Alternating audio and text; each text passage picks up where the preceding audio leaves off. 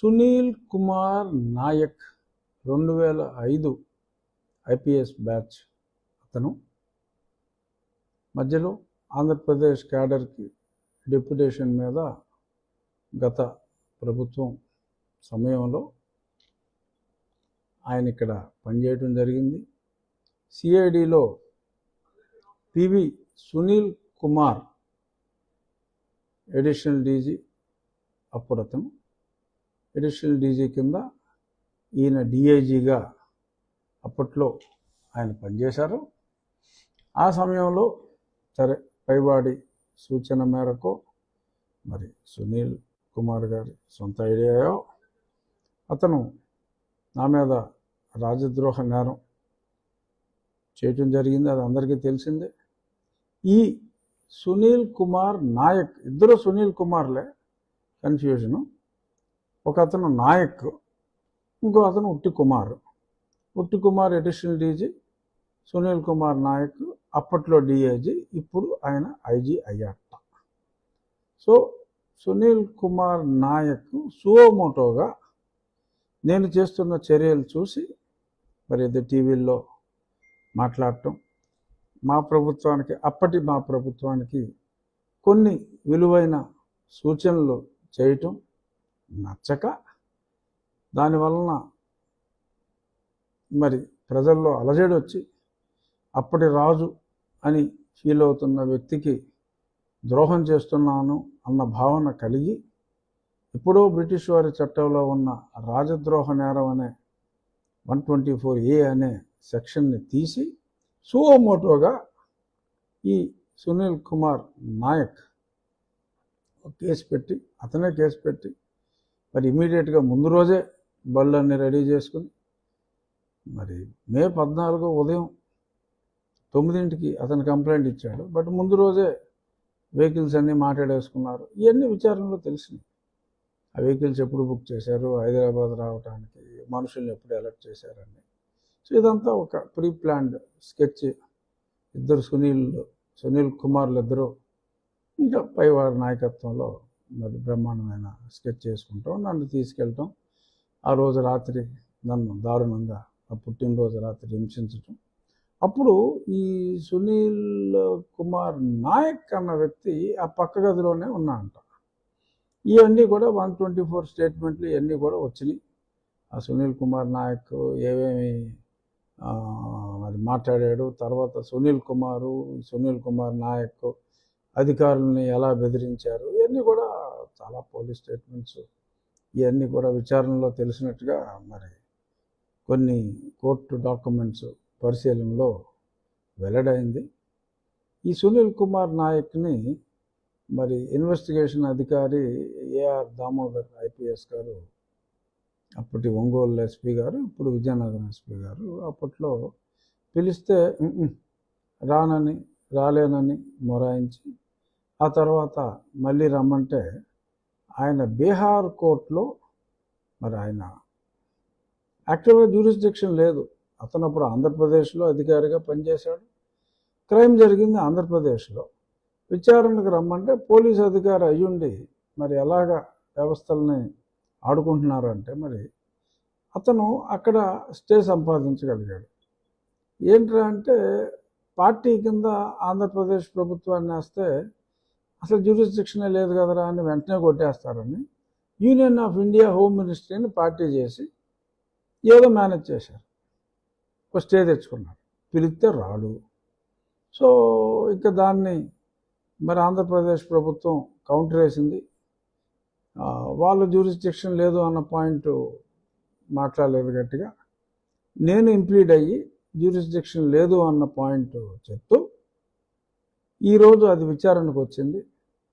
ఈరోజు విచారణలో ఇప్పుడు ఆంధ్రప్రదేశ్ ప్రభుత్వం సునీల్ కుమార్ నాయక్ అన్న వ్యక్తిని కూడా ఎక్యూజ్డ్గా, ఎందుకంటే చాలా సాక్ష్యాధారాలు, బలమైన సాక్ష్యాధారాలు అన్నీ వచ్చినాయి కాబట్టి అతన్ని కూడా మేము ఎక్యూజ్డ్గా చేశాము అని కోర్టులో ఈరోజు తెలియచేయటం జరిగింది. జ్యూరిస్డిక్షన్ లేనందుకే కొట్టేయాలి ఆ కేసు, అది మేము ఆర్గ్యుమెంట్ చేశాం. దానికి తోడు ఇప్పుడు ఎప్పుడైతే ఎక్యూజ్డ్ అన్నారో ఇంకా అసలు డిస్కషనే లేదు. ఆపడానికి కూడా లేదు విచారణ. సో కాబట్టి అక్యూజ్డ్ని మీరు ఇప్పుడు చెప్పిన దానికి సంబంధిత లోకల్ కోర్టులో వేసిన మెమో అన్నీ కూడా ఫైల్ చేయండి అని డిసెంబర్ 5వ తారీఖుకి తదుపరి విచారణని వాయిదా వేయటం జరిగింది. ఆర్గ్యుమెంట్స్ మోరాల్లెస్ ఓవర్. ఖచ్చితంగా మా సీనియర్ న్యాయవాది నాకు చెప్పిన దాని ప్రకారం డిసెంబర్ 5న ఆల్రెడీ అక్యూజ్డ్ కాబట్టి dismissed as withdrawn, he has to withdraw, or otherwise there is no jurisdiction కాబట్టి మరి అతను ఇక్కడికి రావాల్సి వస్తుంది. ఆల్రెడీ అక్యూజ్డ్ ఆధారాలు ఇవన్నీ కూడా 124 స్టేట్మెంట్స్ అన్నీ కూడా ఉన్నాయి కనుక మరి ఆ సునీల్ కుమార్ నాయక్ని విచారిస్తే అసలు అతని పాత్ర ఏమిటి, అతన్ని ప్రోత్సహించిన వ్యక్తి ఎవరు, సునీల్ కుమారా ఇంకెవరన్నానా? ఇక్కడ చాలామందికి ఆశ్చర్యకరమైన విషయం, నాకు కూడా ఎంతో సంభ్రమాశ్చర్యాలకు గురి చేసిన విషయం ఏంటంటే A1గా పేర్కొన్న పివి సునీల్ కుమార్ని ఇప్పటి వరకు విచారణకే పిలవకపోవడం. అతను వేరే ఏసీబీ కేసులో ఏదో అమౌంట్ ఏసీబీ చాలా అమౌంట్ మిస్అప్రోప్రియేట్ చేసిన కేసు, నేను కంప్లైంట్ కూడా ఇచ్చా. అగ్రిగోల్డ్లో చాలా దొంగ అకౌంట్లు ఓపెన్ చేసి డబ్బులు ఎలాగా తులసిబాబు ఇతను కలిసి ఎలా చేశారు, అసలు తులసిబాబు ఇంకెవరికో లీగల్ ఫీజు అని చెప్పి వాళ్ళు ఏదో న్యాయ ధురంధరులాగా వాళ్ళ పేరు మీద డబ్బులు వేసి ఎలా లాగేశారు, ఇంకా వేరే ఒక కంపెనీ పేరు మీద ఏదో సమ్ లాజిక్ సిస్టమ్స్ వాళ్ళ పేరు మీద వీళ్ళే అకౌంట్ ఓపెన్ చేసి తులసిబాబు ఈ company PV Sunil Kumar company ఎలా డబ్బులు లాగారు, అన్ని కంప్లైంట్స్ అన్నీ కూడా ఇవ్వడం జరిగింది. అది కూడా విచారణ అతను అడుకుని సాగుతున్నట్టుగా ఉంది. ఇక్కడ ఇప్పటి వరకు మరి పివి సునీల్ కుమార్ గారిని పిలవలేదు కనీసం విచారణకి. మేబీ సునీల్ కుమార్ నాయక్ గారిని విచారించేకే ఇప్పుడు అక్యూజ్ చేశారు కాబట్టి ఆయన్ని పిలుద్దామని ఏమన్నా అనుకుంటున్నారా? బట్ పిలవాలి. A4ని వీళ్ళందరినీ కూడా మరి పిలిచినప్పుడు మరి ఇతన్ని ఇప్పుడు దాకా పిలవకపోవటం అనేది ఆశ్చర్యకరం. ఈలోపు ఆయనకు ఒక సంస్థ ఎయిమ్ అని ఒక సంస్థ ఉంది. దాంతో ఆయన వెహికల్స్ మీద ఇష్టం వచ్చినట్టు తిరుగుతూ ఉంటారు. ప్రభుత్వ ఆఫీసుల్లో వాళ్ళ మనుషులు ఉంటారు. రైట్ టు ఇన్ఫర్మేషన్ అని చెప్పి ఏదో తీసుకుని ప్రభుత్వం మీద కామెంట్లు పెడుతూ ఉంటారు. సో దానికి ఏదో ఓకే ఏదో సస్పెన్షన్లో పెట్టామని సకల రాజభోగాలు ఆయన అనుభవిస్తూ ఉంటాడు. హైదరాబాద్లో ఉన్న 2 గోల్ఫ్ కోర్సుల్లో ఆయన గోల్ఫ్ ఆడుకుంటూ ఉంటాడు. చాలా అక్కడికి వచ్చి సంతకం పెట్టమన్నా ఆయన అందరిలాగా సంతకం పెట్టడం, ఈయన రూటే వేరు. పిలవరు.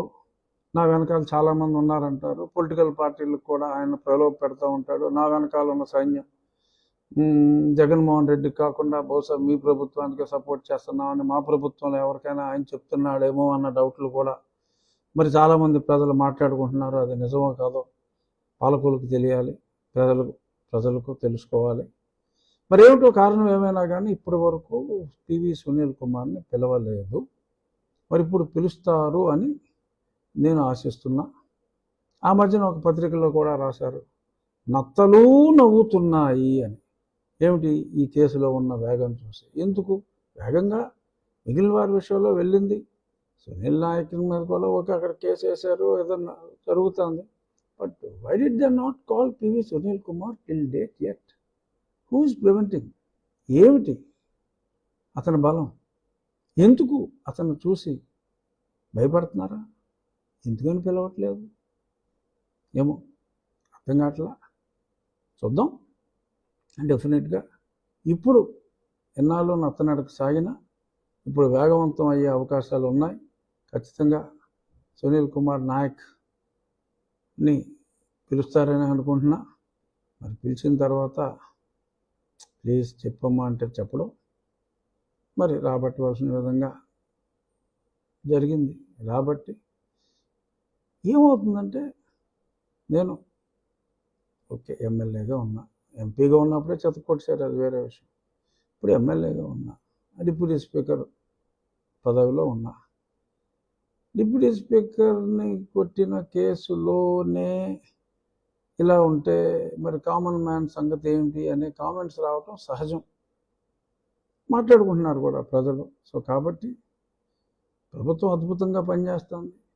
బట్ ఇటువంటి విషయాల్లో అలసత్వం ఉంటే అది సమంజసం కూడా కాదు. కనుక మరి తప్పకుండా ఈ కేసు వేగవంతంగా విచారిస్తారని, అతని మీద ఉన్న ఏసీబీ కేసులు కూడా సీరియస్గా పట్టించుకుంటారని, ఏమో మార్కెట్లో మాట్లాడుకుంటున్నారు, క్లీన్ చిట్ ఇచ్చేస్తారు, అతని సైన్యాన్ని బల ప్రదర్శన, రాబర్ట్ క్లైవ్ తిప్పిన సైన్యాన్ని చుట్టూ తిప్పి సురాజ్ ఉద్దౌలాని ఎలా భయపెట్టాడో ఆ రోజుల్లో బెంగాల్లో, మరి అలాగా మరి ఈయన ఉన్న 10 మందినే పెద్ద సైన్యంలాగా చూపెట్టి భయపెట్టేస్తున్నాడా ఏమో తెలియదు ఈ అభినవ్ రాబర్ట్ క్లైవ్. చూద్దాం ఏమవుతుందో.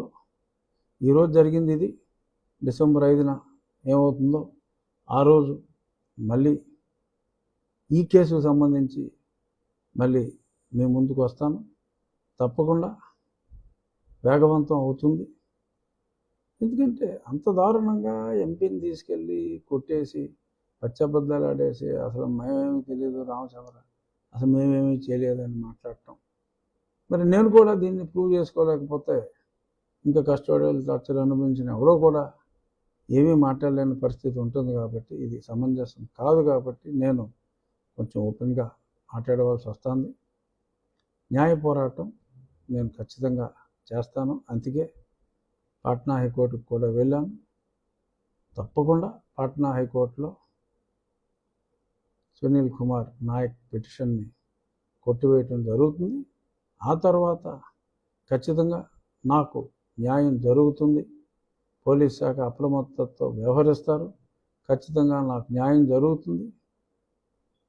వీళ్ళు ఊపే ఉడతోపులకి ఇక్కడెవరో భయపడరు అని ఖచ్చితంగా ప్రూవ్ అవుతుంది. చూద్దాం. Thank you.